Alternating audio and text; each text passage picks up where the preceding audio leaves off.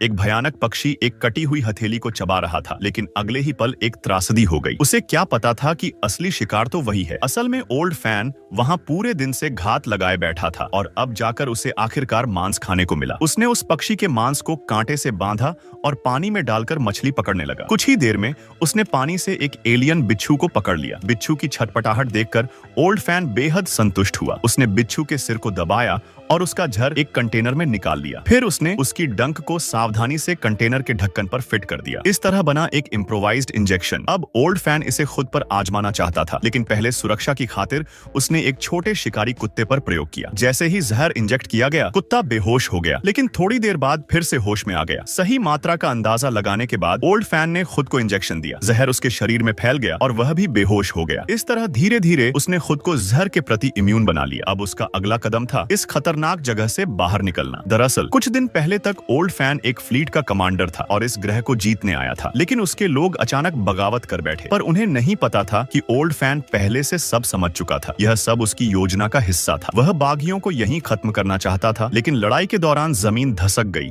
और वह एक खाई में गिर पड़ा। जान तो बच गई, लेकिन उसकी एक टांग टूट गई। उसने एक चट्टानी खांचा ढूंढा, पत्थरों को हटाकर उसमें अपनी टांग डाली और जोर से सीधा कर दिया। उसकी चीखें बता रही थीं कि दर्द कितना असहनीय था, लेकिन तभी उसकी चीखों ने कुछ शिकारी कुत्तों को बुला लिया। वो तेजी से उसकी ओर भागे और ओल्ड फैन को मजबूरन पास के पानी में कूदना पड़ा। उसके खून की गंध ने कुछ अजीब प्रजातियों को भी पानी में खींच लाया। अब ओल्ड फैन एकदम स्थिर पड़ा रहा। वो जीव उसके शरीर पर घूमते रहे। किनारे के कुत्ते कुछ देर मंडराते रहे, फिर ये सोचकर कि शायद वो मर चुका है, लौट गए। जैसे ही ओल्ड फैन किनारे पहुंचा, उसे पीछे से एक डरावनी आहट महसूस हुई। पीछे मुड़कर देखा, एक शिकारी कुत्ता अभी भी वहीं था, लेकिन ओल्ड फैन घबराया नहीं। उसने अपनी बॉडी आर्मर निकाली और उसे दूर फेंक दिया। सोचा नहीं था कि एलियन शिकारी कुत्ते उड़ती चीजों में भी रुचि रखते हैं। इस बहाने ओल्ड फैन की जान बच गई। अब वह ऊपर चढ़ा और दूर उसे एक हरियाली वाली जगह दिखाई दी, एक ओएसिस। वो अभी वहां जाने ही वाला था कि अचानक एक विशाल बिच्छू जैसी डरावनी स्कॉर्पियन मॉन्स्टर ने रास्ता रोक लिया। ओल्ड फैन ने एक हड्डी उठाकर मुकाबला किया, लेकिन वह राक्षस बेहद ताकतवर था। वो किसी तरह उसे धक्का देकर वहां से भाग निकला। अब रास्ता साफ नहीं था, लेकिन ओल्ड फैन ने हार नहीं मानी। उसने एक छोटे बिच्छू को पकड़ा, फिर उसका जहर खुद में इंजेक्ट कर लिया ताकि जहर के प्रति इम्यून बन सके। अब वक्त था स्कॉर्पियन मॉन्स्टर से अंतिम मुकाबले का। ओल्ड फैन ने एक डरावनी मॉन्स्टर को सामने आते देखा, लेकिन वह भागा नहीं, बल्कि उसे लगातार उकसाता रहा। वो मॉन्स्टर हमला करता रहा और ओल्ड फैन हर बार बाल बाल बचता रहा, लेकिन तभी वह राक्षस उसके पैर में काट लेता है। लेकिन यह भी ओल्ड फैन की योजना का हिस्सा था। वह तेजी से अपनी 40 मीटर की विशाल तलवार उठाता है और एक ही वार में स्कॉर्पियन मॉन्स्टर का काम तमाम कर देता है। जब उसने उसका मुंह खोला, उसकी टांग पर गहरे दांतों के निशान थे। तभी उसका छोटा शिकारी कुत्ता जोर जोर से भौंकने लगा। पीछे एक और बिच्छू राक्षस आया था और इस बार वो पहले से भी बड़ा था। ओल्ड फैन को सीधा 80 मीटर दूर फेंक दिया गया। कुत्ता उसे बचाने के लिए दहाड़ने लगा और खुद ही उस विशाल बिच्छू का अगला निशाना बन गया, लेकिन समय पर ओल्ड फैन ने उसे बचा लिया। उसने हड्डी की तलवार निकाली और घातक वार करने लगा। आखिरकार उस राक्षस का पेट फाड़कर वह दूसरे किनारे पर पहुंच गया। राक्षस थोड़ी देर तड़पता रहा, फिर हमेशा के लिए शांत हो गया। इसके बाद ओल्ड फैन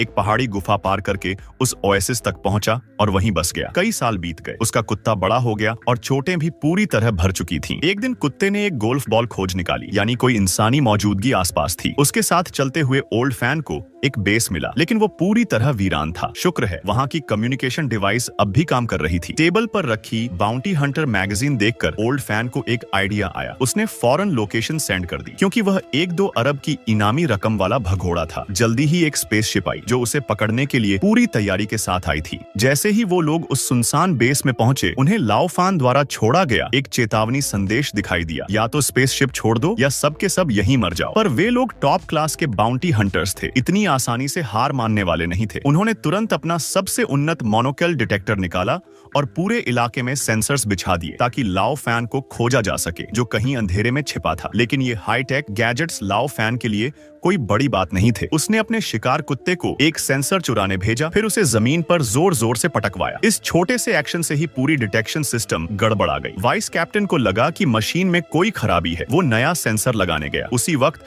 उनमें से एक शख्स जाल में फंस गया और मौके पर ही खत्म हो गया। अब सबको समझ आ गया कि लाओफान पास ही है। सब अलर्ट हो गए। वे सब पीठ से पीठ सटाकर गोल घूमने लगे ताकि कोई भी अचानक हमला न कर सके। लेकिन तभी अचानक एक शख्स गायब हो गया। वो अंधेरे में खींच लिया गया और किसी ने कुछ कुछ नहीं देखा। सब दंग रह गए। लाओ फान की परछाई तक नहीं देखी और कई साथी खो दिए। अब कैप्टन ने स्ट्रैटेजी बदली। उन्होंने फैसला लिया कि अब वो छिपने के बजाय खुद आगे बढ़ेंगे। कैप्टन ने दूरबीन से लाओ फैन को ढूंढना शुरू किया। वहीं स्नाइपर शाओमेई ने जल्दी ही लाओ फान के कुत्ते को देख लिया। उसने बंदूक तान दी लेकिन गोली नहीं मारी। वो तब तक रुकी रही जब तक कुत्ता दौड़ने नहीं लगा। फिर उसने एक ट्रैकिंग बुलेट मारी। इससे अब वो लाओ फान की लोकेशन ट्रैक कर सकते थे। फिर वे हॉवर बाइक्स पर सवार होकर कुत्ते के पीछे पीछे निकले। कुत्ते के गाइडेंस से उन्होंने लाओ फैन का ठिकाना ढूंढ निकाला। अब उन्होंने लेजर कैनन ऑन किए और अंधेरे गुफा में सावधानी से तलाश शुरू की। तभी एक टीम मेंबर को अपने पीछे कुछ लगा। उसने गोलियां चला दी, पर जाकर देखा तो वो कोई एलियन नहीं बल्कि वही साथी था जो कल रात से गायब था, मरा हुआ। फिर उन्हें समझ आया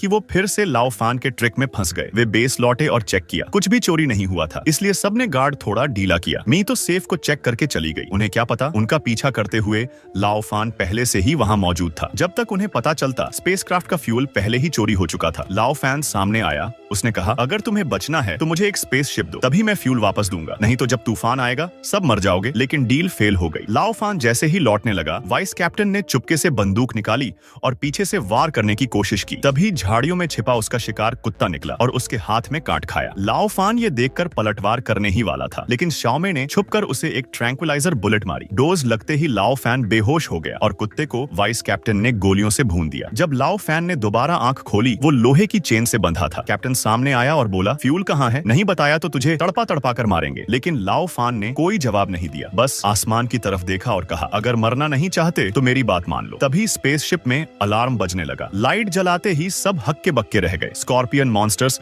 जमीन से बाहर निकल रहे थे। वही खतरा जिसका लाओ फैन ने जिक्र किया था। एक स्कॉर्पियन ने स्टील प्लेट भेद कर एक सैनिक को पल में मार डाला। बाकी ने गोलियां चलाई लेकिन सब बेअसर रहीं। एक और सैनिक मारा गया। कैप्टन ने देखा कि हालात बेकाबू हैं, तो उसने मजबूरी में लाओ फैन की बात मान ली। सबने मिलकर रास्ता बनाया। लाओ फैन और कैप्टन ने होवर बाइक उठाई और फ्यूल की तरफ दौड़ पड़े। रास्ते में कई स्कॉर्पियन थे, लेकिन लाओ फैन ने गजब की ड्राइविंग करते हुए सबको खत्म कर डाला। जल्द ही उन्हें फ्यूल मिल गया, लेकिन लौटते समय बाइक टूट गई। अब दोनों को पैदल चलना पड़ा। जैसे ही वो आगे बढ़े, स्कॉर्पियन मॉन्स्टर्स ने उन्हें घेर लिया। अब कोई चारा नहीं था। दोनों ने मिलकर जान की बाजी लगाई। आखिरी मॉन्स्टर को कैप्टन ने मारा, लेकिन देखा कि एक स्कॉर्पियन ने लाओ फैन का सीना चीर दिया। अब लाओ फैन चल नहीं सकता था। कैप्टन ने स्मोक बॉम्ब फेंकी। लाओ फैन को उठाया, पर मदद करने के लिए नहीं बल्कि उसका फ्यूल चुराने के लिए। वो भाग गया। लाओ फैन ने कोई शिकायत नहीं की, क्योंकि कैप्टन को उसकी जान बचाने की कोई जरूरत नहीं थी। अब बचने के लिए लाओ फैन को ऊंचाई पर जाना था, लेकिन जैसे ही वो चढ़ने लगा, मॉन्स्टर्स फिर आ गए। इस बार वो पूरी ताकत से लड़ा, लेकिन स्कॉर्पियन मॉन्स्टर्स बहुत ज्यादा थे। एक ने अचानक उस पर छलांग मारी। अब लाओ फैन हारने ही वाला था। तभी आसमान से मिसाइल गिरने लगी। सारे मॉन्स्टर चटनी बन गए। फिर एक वाइड बीम नीचे आई। लाओ फैन ने ऊपर देखा। वो कैप्टन था जो उसे बचाने वापस आ गया था। शाओमेई भी उतर आई। लाओ फैन को बचा लिया गया। अब वो कैप्टन की दी हुई स्पेसशिप में बैठकर इस खतरनाक ग्रह से बच निकला। लेकिन कहानी यहीं खत्म नहीं हुई। लाओ फैन ने अपने पुराने गद्दार को ढूंढ निकाला। उसे खुद अपने हाथों से एक लंच बॉक्स भेजा, यानी मौत। लाओ फैन ने दोबारा अपना सिंहासन पा लिया और फिर से मोस्ट वांटेड फ्यूजिटिव बन गया।